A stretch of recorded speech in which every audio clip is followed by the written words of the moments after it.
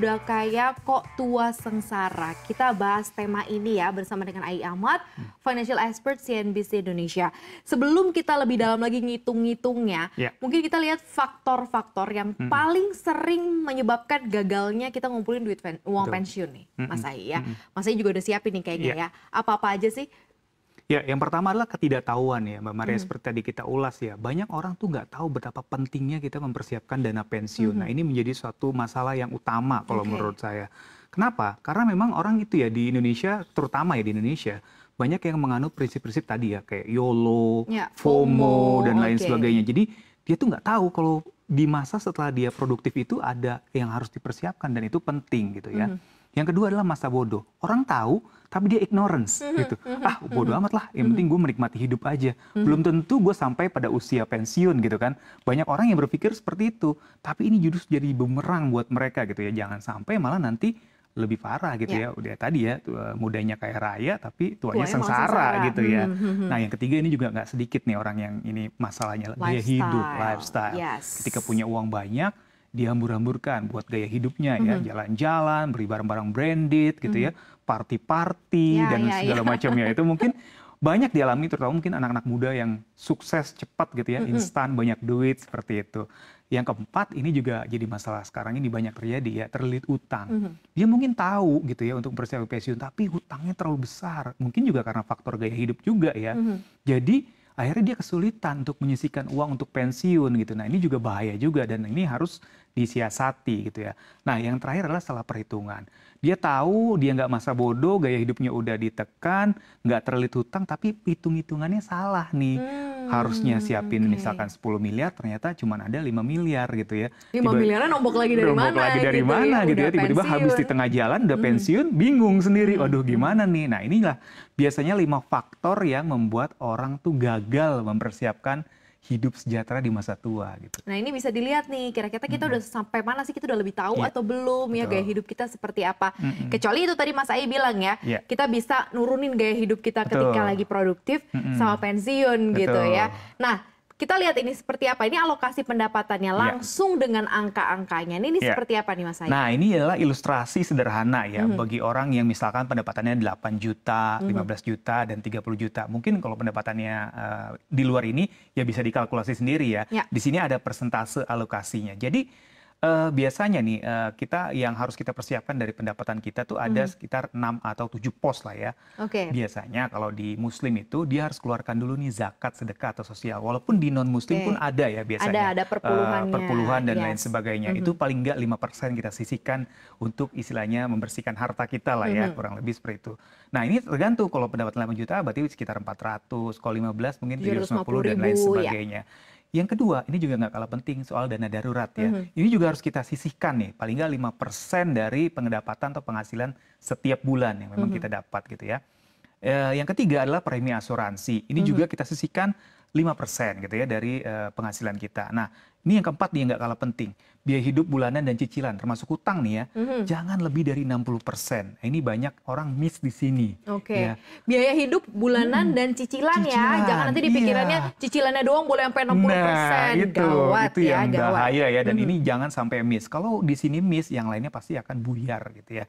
Nah, yang kelima ini ya, yang paling penting juga adalah dana pensiun. Paling enggak sisihkan deh minimal 5% dari penghasilan kita setiap bulan gitu ya. Sampai nanti masa usia pensiun kita untuk kita nikmati di hari pensiun atau di hari tua gitu ya. Nah, makanya supaya nggak berat ya paling nggak kita sisihkan 5%. Nah, di luar itu bisa juga kita investasi ya, paling nggak 10%. Sebenarnya investasi ini juga bisa kita alokasikan untuk dana pensiun kita kalau memang untuk jangka panjang ya. Jadi untuk ngebantu juga gitu kalau misalkan uang yang kita sisihkan dari dana pensiun itu nggak cukup, bisa kita ambil dari dana investasi gitu ya. Nah, yang terakhir nih, gaya hidup dan hiburan. Sebenarnya ideal sih 10% aja lah dari penghasilan setiap bulan kita gitu ya. Walaupun justru kadang-kadang kebalikan ya. Ini malah yang 60% gitu ya, yang lainnya malah nggak kebagian gitu. Malah nggak ada ya persentasenya, 5% doang loh ya. Jadi kalau kita fokus kepada dana pensiun yang harus dipersiapkan, coba deh cek 5% dari pendapatannya Sobat Cuan ya. Masih kira-kira masih akan mengganggu biaya senang-senang? Enggak deh kayaknya ya. Enggak sih. Iya, harusnya ini mulai difikirkan ya untuk 5%-nya ini. Mas Ai, yang nanya udah ngantri ya, jadi langsung aja yang sudah bertanya melalui WhatsApp kita. Ini ada yang pertama dari 08778180. Dia bertanya, jika yang kerja hanya suami, seperti apa alokasi pensiun untuk istri juga? Ya. Oke, Mas Ai mungkin bisa coret-coret nih, karena ini single income ya. Ya, betul. Jadi single income nih seperti apa? Karena harus nyiapin kan sama-sama tua berdua ya. Betul. Nah sebelum kita bahas, ada lagi pertanyaan next nih ya, karena banyak tadi ya untuk single income tapi harus dua yang disiapin. Kemudian dari 0822 sekian-sekian, instrumen investasi apa yang tepat dibuat masa tua? Ya, kemudian dari Instagram ada dari @raman.hakim, Sobat Cuan, berapa sih persentase yang harus disisihkan untuk tabungan masa tua dan kemana? Ini kayaknya cukup lumayan nyambung ya. Tapi menarik sebenarnya ketika single income kemudian harus mempersiapkan 2 orang. Pensiunnya gimana nih, Mas? Nah, ini yang sebenarnya mindset yang harus kita tanamkan. Jadi dana pensiun yang kita persiapkan itu bukan buat diri kita pribadi aja, tapi untuk seluruh anggota keluarga inti kita. Misalkan suami ya buat istri dan anak-anaknya, atau istri kalau misalkan istri yang bekerja gitu ya, buat suami misalkan, tapi ini kan jarang sekali ya, biasanya kan suami yang bekerja, ya buat suami dan anak-anaknya. Makanya rumusnya adalah begini. Jadi dana pensiun yang harus kita persiapkan itu adalah pengeluaran rutin kita setahun dikali 25. Nah, misalkan per bulan kita pengeluarannya 10 juta gitu ya, misalkan. Nah, berarti 10 juta ini harus kita kalikan setahun dulu. Ya kurangin 0, 1. Harus kita kalikan 12 berarti ya. Berarti 120 juta 120 juta gitu ya. Ini setahunnya. Nah, berarti kita harus hitung inilah dana yang harus kita persiapkan setahun. Nah, dikalikan 25. Jadi 120 juta ini dikali 25 rumusnya. Atau kita kenal dengan the rule of 4%, nanti kita bisa ulasnya. Berapa? Berarti 120 dikali 25 itu sekitar berapa ya? Saya lupa kalkulator nih ya. 10 aja udah 1,2 M, masih sekitar 2,4 M tambah 5. Berarti sekitar mungkin 3 miliar lah kurang lebih ya. Nah, inilah dana yang harus kita persiapkan ya di masa kita pensiun gitu. Untuk mengcover seluruh keluarga. Jadi kita harus persiapkan untuk mengcover seluruh keluarga. Nanti baru dari sini kita udah tahu nih targetnya yang harus kita kumpulkan segini. Nah, kita baru sisihkan tadi ya 5% setiap bulannya kita alokasikan ke instrumen investasi yang memang cocok dengan profil resiko kita dan bisa mendukung tercapainya tujuan dana pensiun kita gitu, Mbak Maria. Ini hitung-hitungan simpel dan sederhana untuk yang memiliki pengeluaran ya. Iya, pengeluaran rutin per bulan misalkan 10 juta per bulan. Jadi ini hitung-hitungan simpelnya gitu ya. Tapi kalau kita kaitkan gimana cara ngejar 3M-nya ini kan pasti harus ada compounding. Betul, compounding untuk doublekan gitu kan. Karena kalau nabung aja pasti nggak akan kekejar sih kali-kalian ini sih Mas Ai. Ini gimana Mas Ai? Ya, nah ini ada studi kasus ya dari seorang misalkan dia karyawan swasta, dia usianya 33 tahun ya, pengeluaran rutinnya sekitar 15 juta per tahun. Nah, maka kebutuhan rutinnya seperti tadi kita belajar hitung ya, 15 juta dikali 12 itu sekitar 180 juta. Nah, dikalikan 25 dia bahkan lebih besar lagi, 4,5 miliar yang harus disiapkan oleh si orang karyawan swasta ini untuk dana pensiun dia dan keluarganya. Nah, ceritanya dia menargetkan nih untuk pensiun di usia 60 tahun gitu ya. Sehingga dari masa dia sekarang itu ada sekitar 27 tahun waktu yang bisa dia persiapkan atau pergunakan ya untuk mempersiapkan si 4,5 miliar ini gitu. Nah, nanti baru dialokasikan kemana dia itu. Kemana Mas Ai? Nah, ini nanti ada di slide selanjutnya. Ada di slide selanjutnya. Oke. Nah, ini cara menghitungnya juga mungkin ya? nanti kita kita cari sebenarnya instrumen apa sih gitu. Nah, ini pilihan investasi yang bisa kita sesuaikan dengan karakter atau profil resiko kita. Karena setiap orang kan beda-beda ya Mbak Maria. Ada orang yang konservatif, ada orang yang moderat, ada orang yang agresif. Tadi banyak yang nanya kan kemana nih? Nah, kalau Anda tipikal orang yang konservatif, mungkin ada pilihan-pilihan instrumen yang relatif lebih aman. Gitu. Relatif lebih aman, bukan berarti 100% aman ya. Ada emas, ada deposito, ada reksadana gitu. Nah, ini bisa jadi pilihan buat orang-orang yang memang tipikalnya konservatif gitu ya. Dia bisa taruh di sini. Reksadana sendiri ada banyak macamnya ya. Ada pasar uang, ada pendapatan tetap, ada campuran, ada saham. Nah, kalau untuk yang konservatif biasanya cenderung dialihkan adalah ke reksadana pasar uang atau pendapatan tetap yang lebih resikonya lebih kecil gitu ya. Nah, bagi orang yang moderat, dia bisa masuk ke reksadana, obligasi atau saham gitu ya. Nah, reksadananya mungkin udah bisa reksadana campuran atau reksadana saham gitu ya. Tapi bisa diimbal atau dibalanskan dengan obligasi negara, misalkan ORI atau sukuk retail gitu ya, yang juga lebih moderat lah resikonya. Dan sedikit-sedikit mungkin bisa masuk ke saham gitu supaya lebih maksimal gitu ya pengembangan dana investasinya. Nah, terakhir buat orang yang agresif, dia cenderung ke instrumen-instrumen yang lebih imbal hasilnya tinggi ya. Reksadana pun mungkin reksadana saham gitu ya, bisa ke saham atau mungkin ke sektor real gitu. Misalkan dia invest di bisnis properti gitu jadiin ya. kontrakan, kos-kosan gitu atau ya. apapun lah yang memang sifatnya real itu juga bisa, tapi memang resikonya juga jauh lebih besar. Jadi tergantung kita tipikal orang yang seperti apa. Inilah pilihan-pilihan yang bisa kita pilih gitu ya. Tergantung kita seperti apa, tapi ya tergantung berapa. Sebenarnya semakin besar kita bisa taruh di aset alokasi ini, maka semakin bisa lebih cepat ya terkumpulnya ya, atau akan lebih sampai gitu ya nominal yang dikejar ya Mas Ai. Betul. Semakin kita agresif sebenarnya ya, semakin cepat tujuan yang kita capai gitu, atau dana yang kita kumpulkan atau kita targetkan itu. Tapi kan kita nggak bisa paksakan orang ya. Kadang ada orang yang masih takut-takut, atau masih ada orang yang mikir-mikir. Makanya tadi ya, bisa dibantu dengan investasi sebenarnya. Jadi ini kan sama aja.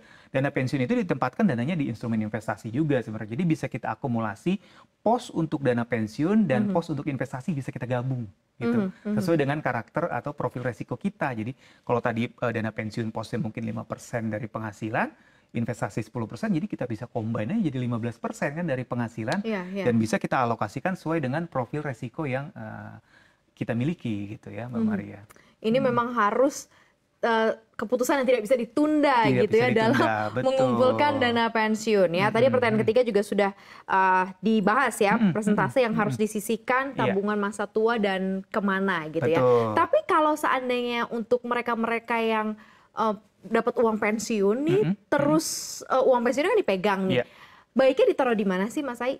Itu kan sebagai akhir dari pengumpulan masa uang pensiun yang di kantor dapat nih sekian gitu. Nah sebaiknya itu memang udah untuk hari-hari atau sebenarnya masih bisa kita agak kita puter supaya lebih panjang lagi gitu hasilnya. Kan kita nggak tahu kita bisa hidup sampai berapa puluh tahun lagi. Betul. Sebenarnya ketika kita sudah mengumpulkan dana pensiun di masa produktif sampai usia pensiun, bukan berarti setelah pensiun dananya kita tarik semua gitu ya. Jadi kita bisa tetap investasikan juga ke instrumen yang memang sudah kita miliki atau kita pilih gitu ya Mbak Maria. Makanya di sini ada rule of 4%. Jadi di sini mengapa rule of 4% ini biasanya adalah ini ya, rumusnya adalah dana pensiun sama dengan pengeluaran rutin tahunan dikali 25. Makanya ada rule of 4%. Di sini bukan berarti setelah pensiun dia hanya hidup 25 tahun ya, tapi dengan nominal yang Anda dapatkan gitu ya, misalkan tadi 4,5 M gitu ya. Nah ini bisa membiayai kebutuhan rutin tahunan dengan mengambil sebanyak 4%. Jadi ketika kita pensiun, kita ambil pokoknya aja 4% gitu ya. Dari dana pensiun yang sudah terkumpul. Itu niscaya nih, berdasarkan penelitian ini ya, ini rumus keuangan yang sudah teruji lah gitu ya, nggak akan habis dana pensiunnya. Gitu. Ini rumusnya makanya paling simple ya, paling sederhana. The rule of 4%. Misalkan tadi ya kita ambil contoh. Kita sudah mengumpulkan 4,5 miliar gitu ya. Kita ambil pokoknya aja 4%. 4% ini misalkan keuntungan dari hasil investasi yang kita taruh dananya gitu ya. Kita ambil 4% setiap bulan gitu ya, atau setiap tahun. Itu nggak akan habis-habis sampai kita nanti meninggal dunia.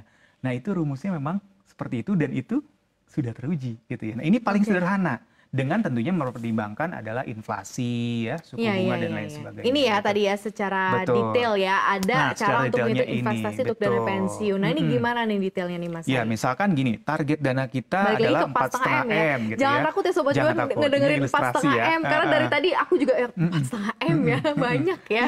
Misalkan gini, dia targetnya tinggi banget 4,5 M. Ternyata simpanan di awalnya masih 0 nih Mbak Maria. Bahkan dia nggak punya usianya tadi 33 ya. Dana awal yang tersedia ibaratnya 0 gitu ya. Nanti dipotong dari misalkan gaji atau penghasilannya dia gitu ya. Nah ternyata di tahun ini atau mungkin rentang dia sampai pensiun rata-rata inflasi itu 3%. Rata-rata 3%. Nah, untuk itu minimal kita harus cari imbal hasil investasi yang 7%.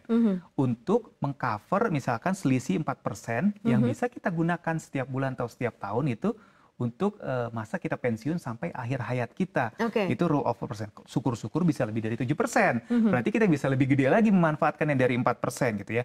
Nah, misalkan jangka waktunya 27 tahun. Berapa sih nilai investasinya kalau misalkan dia mempersiapkan gitu sampai dia usia pensiun? Nah, ini sekitar segini, 9,99 miliar kalau dia naruh dananya.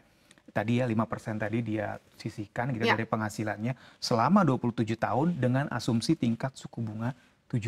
Bayangin Mbak Maria. Kita mungkin lihat berat, tapi kalau faktanya selama 27 tahun uang kita bisa segini loh kalau kita disiplin konsisten gitu ya, dan bisa memilih instrumen investasi yang tepat gitu ya buat kita. Gitu. Oke, ini sudah teruji dan ada dana fakta yang harus disisihkannya sekitar segini setiap bulannya. 10,44 juta. Ya. Ini karena target dana investasinya adalah 4,5 M ya. Kalau seandainya nanti Sobat Cuan hitung ternyata saya nggak sampai 4,5 M, ya mungkin bisa disisihkannya pasti lebih kecil dari 10,44